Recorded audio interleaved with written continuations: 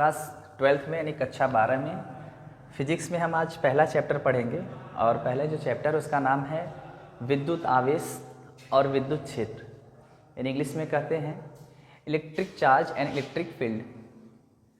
तो इस बार जो हम हेडिंग पढ़ाएंगे स्टेप बाय स्टेप, तो हेडिंग की जो डिफिनेशन होगी उसको हम बोर्ड पे ज़्यादा लिखेंगे नहीं, उसको सिर्फ समझाएंगे। आप चाहे वीडियो को आगे पीछे करके सुन सकते हैं और सुनकर लिख लेंगे, और जो भी डेरिवेशन होगा उसको पूरा कराया जाएगा और नियमित रूप से डेली 2-4 हेडिंग आपको मिलते रहेंगे। तो चलिए स्टार्ट करते हैं। क्लास 12th में पहले चैप्टर का नाम है और पहले हेडिंग से शुरुआत करते हैं। पहला जो हेडिंग हुआ विद्युत आवेश, जिसको इंग्लिश में कहते हैं इलेक्ट्रिक चार्ज। हेडिंग का नाम होगा विद्युत आवेश। ये क्या होता है? विद्युत आवेश। थोड़ी जल्दीबाजी में लिखने में राइटिंग थोड़ी रफली होगी, इसलिए आप लोग गौर से सुनिएगा।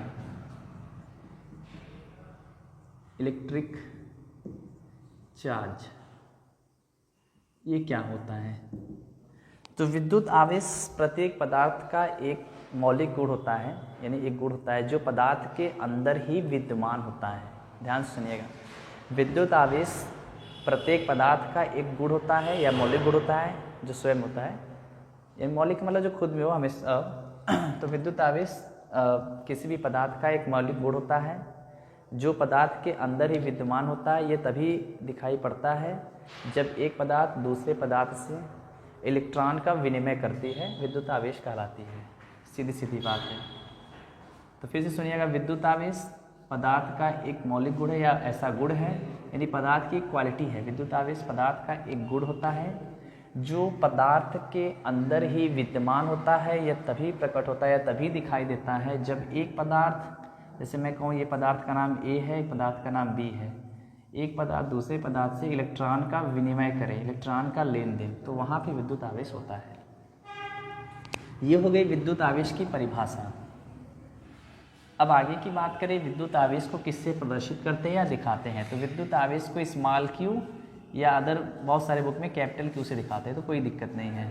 तो विद्युत आवेश को स्मॉल क्यू या कैपिटल क्यू से प्रदर्शित करते हैं।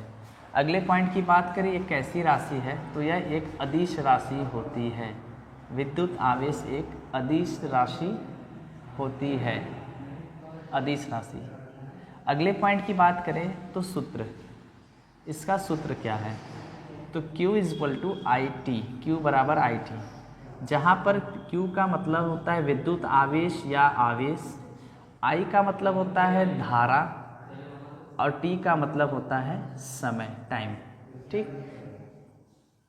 Charge, current and time.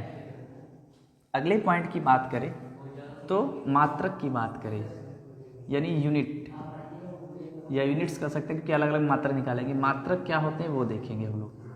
मात्रक, तो विद्युत आवेश के मात्रक में सबसे पहले मैं कहूँगा MKS पद्धति में, यानी MKS सिस्टम, MKS पद्धति। एक बनाएंगे SI पद्धति और एक बनाएंगे CGS पद्धति, CGS पद्धति। तो MKS पद्धति में हमेशा फार्मूले से बनता है, देखिएगा। Q = क्या है? IT। तो Q, I यानी धारा का मात्रक क्या होता है? एम्पियर। एम्पियर को मैंने A से दिखा दिया, और समय का मात्रक सेकेंड, एम्पियर सेकेंड। पहला हो गया MKS पद्धति में ampere second, ampere second. SI में होता है कूलाम, यानी C से लिखना चाहे तो आप लिख सकते हैं हिंदी में भी, कूलाम। कूलाम SI में क्या होता है? कूलाम, जिसको C से दिखाते हैं, कूलाम। और CGS में होता है statcoulomb, statcoulomb, stat coulomb.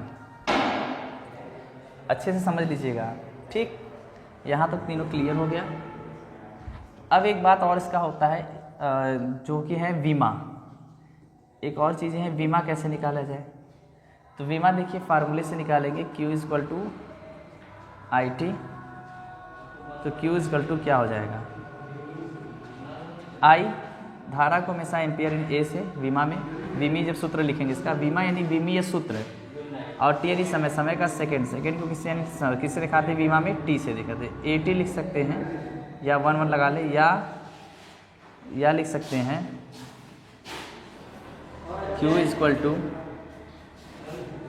MLTA। M यानी यहाँ द्रव्यमान 0 है, L लंबाई कुछ नहीं है तो 0 होगा, समय दिया है 1 एक ठो है, और जो इसकी धारा है 1 यानी एम्पियर में बीमा में। ठीक, ये भी हो गया। एक और सूत्र होता है जब इलेक्ट्रॉनों की संख्या वगैरह जैसे आवेश दिया हो और उसमें पूछा जाए कि कितने इलेक्ट्रॉन होंगे, यानी कि इलेक्ट्रॉनों की संख्या से सवाल संबंधित हो, क्वेश्चन हो, तो Q इक्वल टू NE एक फार्मूला होता है। Q क्या होता है यहाँ पे? वही आवेश। N क्या होता है? इलेक्ट्रॉनों की संख्या, और E क्या होता है? एक इलेक्ट्रॉन पर आवेश। तो कितना होता है? एक इलेक्ट्रॉन पर, मैं लिख दे रहा हूँ, एक इलेक्ट्रॉन पर आवेश। E का मतलब एक इलेक्ट्रॉन पर आवेश, और एक इलेक्ट्रॉन पर कितना आवेश होता है, या 1 लिखे या सिर्फ लिखे, तो 1.6 × 10⁻⁻19 कूलाम होता है। ठीक, तो स्टेप बाय स्टेप रिवीजन कर लेते हैं। पहला हेडिंग हम लोगों ने क्लास 12 में पहले चैप्टर में पहला हेडिंग यानी फिजिक्स में क्या है? विद्युत आवेश, इलेक्ट्रिक चार्ज। विद्युत आवेश क्या होता है? ये पदार्थ का एक गुण होता है जो पदार्थ के अंदर ही विद्यमान होता है। ये तभी दिखाई पड़ता है जब एक वस्तु दूसरे वस्तु से इलेक्ट्रॉन का विनिमय करती है, इलेक्ट्रॉन का लेन देन करती है, तो वहाँ पे विद्युत आवेश उत्पन्न होता है। इसको स्मॉल क्यू या कैपिटल क्यू से प्रदर्शित करते हैं या दर्शाते हैं। ये एक ऐसी राशि होती है, अदिश राशि होती है। फार्मूले की बात करें तो Q equal to I T। Q का मतलब आवेश, विद्युत आवेश, I का मतलब धारा, T का मतलब समय। और इसी हिसाब से फिर हम इसकी मात्रक यूनिट्स की बात करें तो 2-3 में देखते हैं, 3 पद्धति में, MKS में, SI में, CGS में। MKS में देखेंगे तो Q इक्वल टू IT फार्मूले से निकालते हैं, धारा का मात्रक एम्पियर, समय का मात्रक सेकेंड। SI पद्धति में देखते हैं तो सीधे कुलाम होता है, यानी C है, ठीक है, कुलाम। और उसके बाद CGS में देखें तो स्टैट कुलाम होती है। उसके बाद अगले स्टेप की बात करते हैं, बीमा यानी डायमेंशनल फार्मूला क्या होता है? तो Q equal to I T। Q I का होता है धारा, A से दिखाते हैं, समय को T से। AT भी लिख सकते हैं, या दूसरे शब्दों में लिखना चाहे तो Q इक्वल टू MLTA के रूप में। M यानी कि यहाँ पे द्रव्यमान कुछ नहीं तो 0, लंबाई यानी दूरी कुछ नहीं तो 0, T यानी यहाँ पे समय कितना है 1 और धारा 1। ठीक, यदि और कोई न्यूमेरिकल होता है या कोई प्रश्न होता है जिसमें कि इलेक्ट्रॉनों की संख्या पूछ देता है, आवेश दे देता है, कहता है इलेक्ट्रॉनों की संख्या बताइए, N इलेक्ट्रॉनों की संख्या, तो उस समय हम लोग फार्मूला लगाएंगे Q equal to NE। Q का मतलब आवेश, N का मतलब इलेक्ट्रॉनों की संख्या कितनी है, और E का मतलब इलेक्ट्रॉन पर आवेश। तो एक इलेक्ट्रॉन पर आवेश कितना होता है? 1.6 × 10⁻⁻19 कूलाम। तो यहाँ तक कि आज तो